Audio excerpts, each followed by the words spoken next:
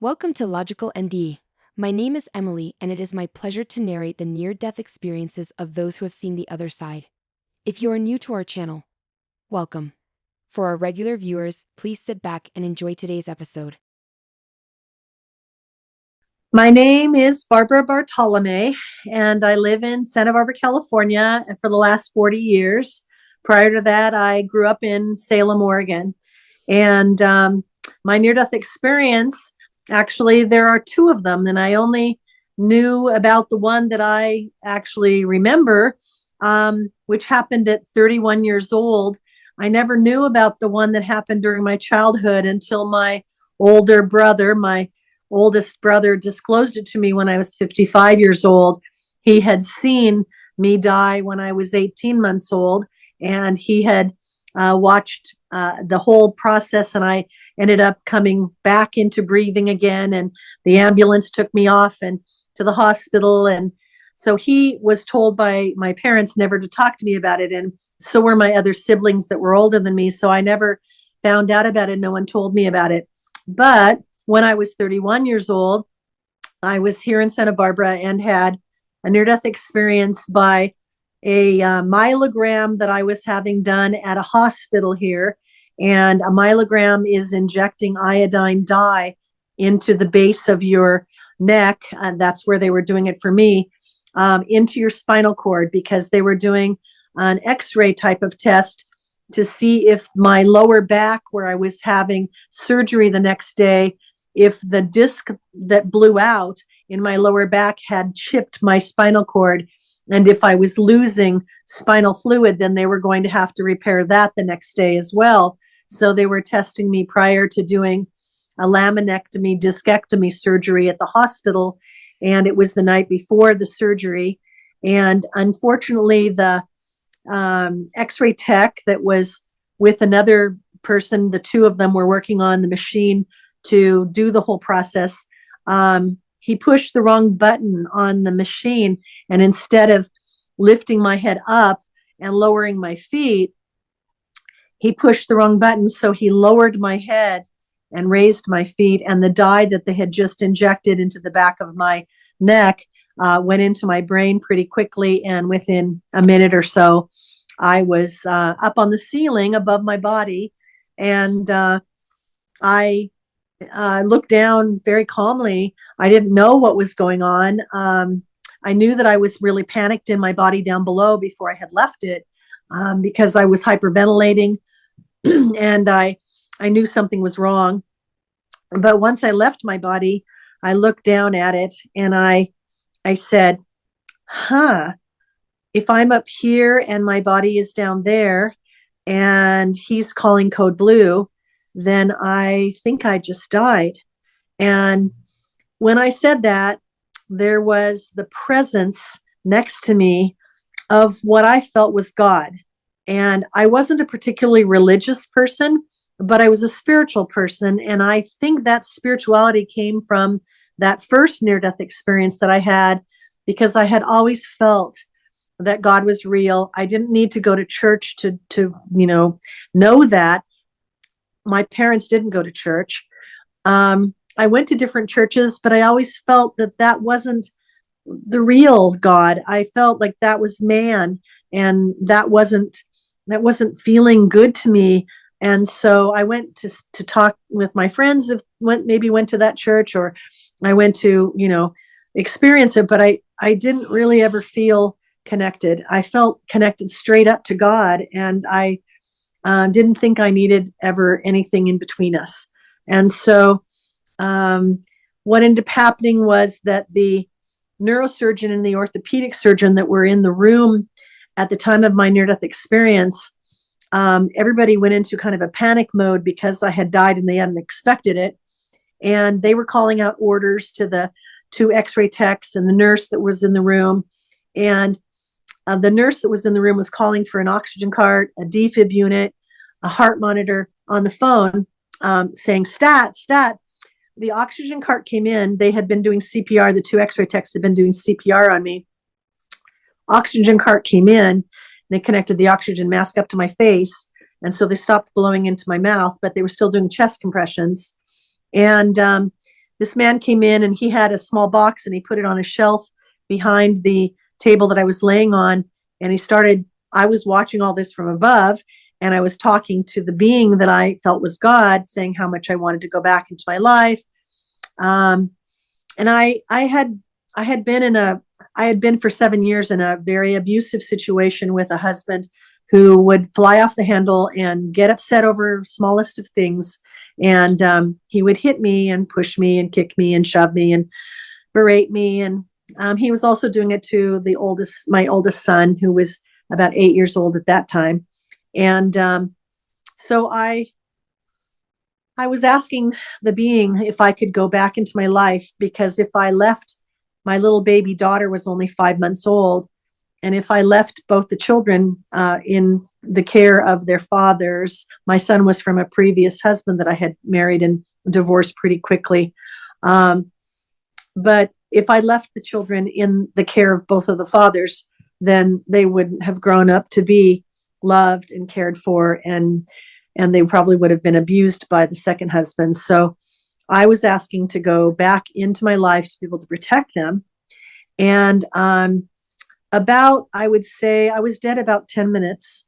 And the neurosurgeon at the end of the time when they did resuscitate me, the neurosurgeon said to the orthopedic surgeon, "Too much time has passed. She's going to be brain dead. We need to do something." And the orthopedic surgeon said, "Stand clear." And I had seen my actual flatline. The guy who had the little box that was on the shelf, it was a heart monitor. And when he connected it up to me, I actually watched my own flatline happening. And so the orthopedic surgeon said, "Stand clear." And he used his fist and he swung it from behind his back, and he just came down really hard right on my chest. And I watched my body respond to that from up above. I didn't feel it. It didn't hurt. But I watched my body kind of jerk because he had struck it so hard. And up above, the being, which I had been saying how much I wanted to go back, finally spoke in this very, very beautifully, gentle and loving voice. And up there, I was feeling like I was wrapped in this beautiful blanket of love. If it hadn't been for my children, I would have wanted to stay, but the safety of my children overruled that. And this beautiful voice said, "But if you go back, you'll still be in your marriage. What will you do?" And showed me these film clips that just went flash, flash, flash, flash, flash, flash, flash, flash, flash, flash in front of my face. And it was all these incidents that the current husband had been doing to harm me. And after they all flashed, then there was this, quiet moments where I thought of all the things that I had done to try to help him change his behaviors in the course of our marriage, from, writing a letter stating I wouldn't, accept the abuse. I moved out for a year and he begged me to come back and said that he had counseling, but he had not. I had taken him to a marriage family therapist during the time that I was with him. He'd rejected that person after 3 or 4 sessions. I took him to a pastor of a church. And after 1 or 2 sessions, he said, "I'm not doing that anymore." And he would always apologize after he did the things and the incidents and stuff. But he would say that he was never going to do that again. And he was so sorry. But of course, it would happen the next time he was angry. So as I looked at all of that, and I thought about all the things that I had done to try to help him change, it came to me clearly as could be. It was not that he needed to change. It was that I needed to change. I needed to not accept the situation any longer. And even though I was scared of him and scared of moving out and scared of what he would do to me, I needed to do that. So I said to the being, "If you let me go back, I promise you, I will get strong enough to leave him." And the second I said the word "him," the doctor did the second precardial thump, which is the strike to my chest. They only do that as a last-ditch effort to restart someone's heart with a very strong blow. because it may trigger the heart back into beating again. It's a last ditch effort that when they can't get the defib unit in there to shock the chest with the defib unit, they strike it with their fist. It hardly ever works. Well, the second time it worked for me. And I had just said the word him. I will get strong enough to leave him. And when I said him, I was back in my body. Just 1 second later, I was just up there 1 second. And the next second, I opened my eyes and I was in my body. And I had the oxygen mask on my face. And of course, they were pretty shocked that I opened my eyes. And I said into the oxygen mask, "What just happened?" And the nurse leaned over me and said, "Stop, don't talk. We need to stabilize you." And so for 20 minutes, they did whatever they had to do to stabilize me. And finally, they took the oxygen mask off. And the neurosurgeon and the orthopedic surgeon were standing there. Both the x-ray techs were at the top of the table. The nurse was standing next to the two doctors. Another nurse was in the room. And the guy who had the heart monitor was in the room. And another nurse was over by the phone. And I said, "What just happened?"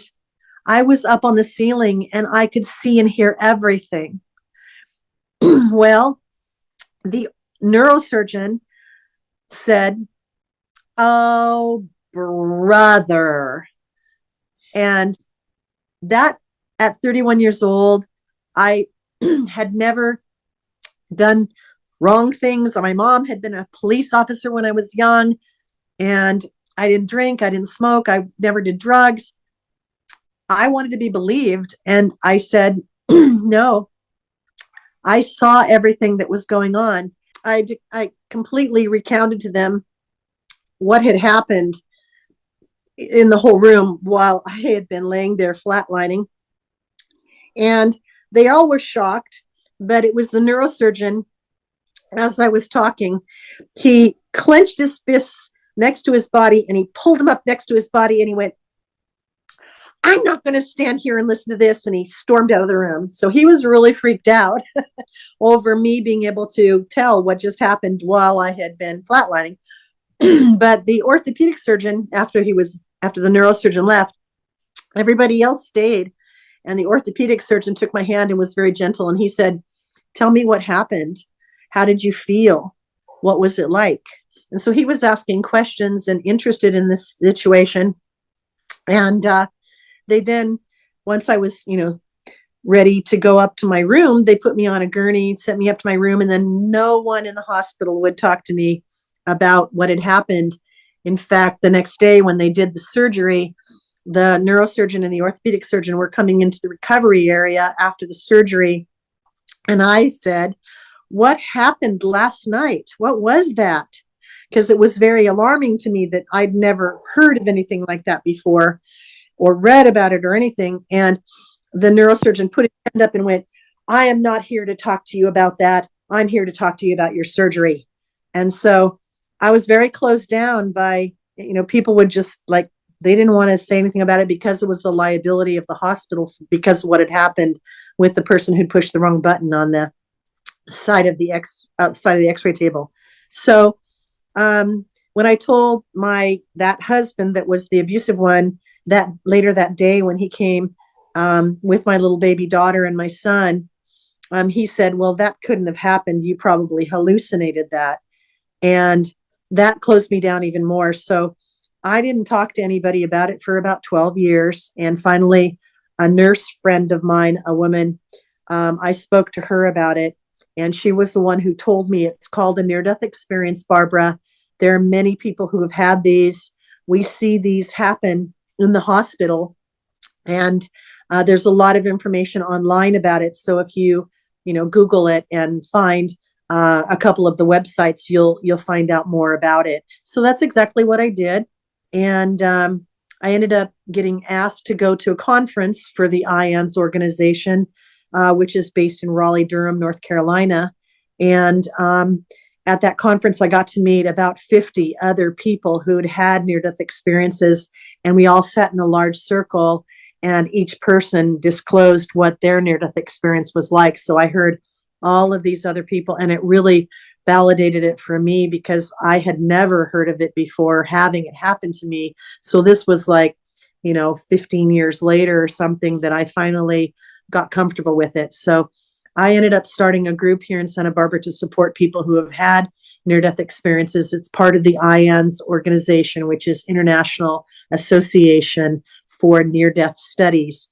And they have groups in Seattle and, all over the United States, actually, and Europe as well. So there are group leaders like myself who have the meetings. I do mine once a month, and we bring speakers in that have had a near-death experience. And we also have a support group with a person who leads that lets the experiencers talk with each other and have more comfort in the situation that they've gone through. So that's what I do with my life now that I'm retired from the university.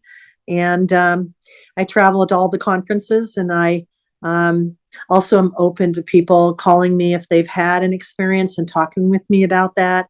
And so I keep my door and my heart open for those people.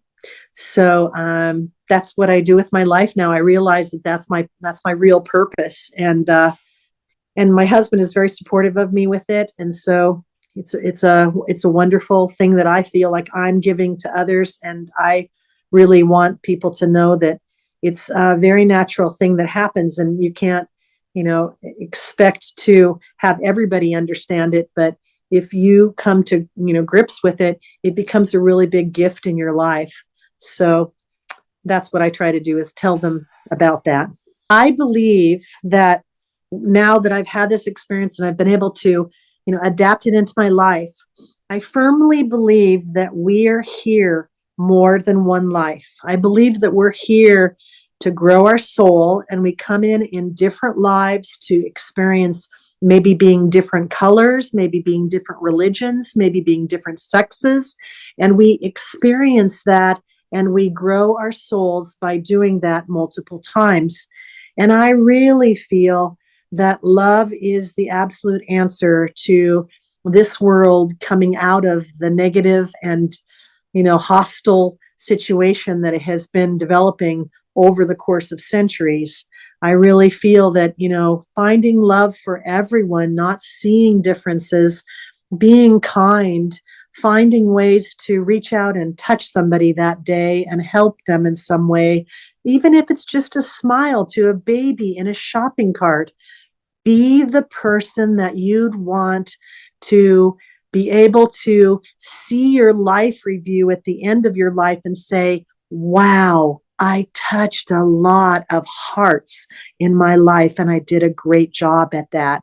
That's what I feel is our focus. We should focus not on money, not on having a big house. If you have all those aspects, then find ways to use that money instead to help others and to do good in the world. I really feel like we should all be looking at how can we be better humans, better kind people, better helpful people, better loving people, and accepting people. So that's what I feel is the most important thing that you can focus on. It's not about the pile of Christmas presents underneath your tree. It's instead, how can you find some person each day maybe that you touch in a way that you feel that, you've given them a gift of something, even if it's just a smile or it's a touch of your hand, and say, how are you doing today, and caring about them. There are so many people that need that. And so that's what I enjoy doing, and that's what my life is about. Thanks for watching today's episode. Please don't forget to give us a like and subscribe. We'll see you next time.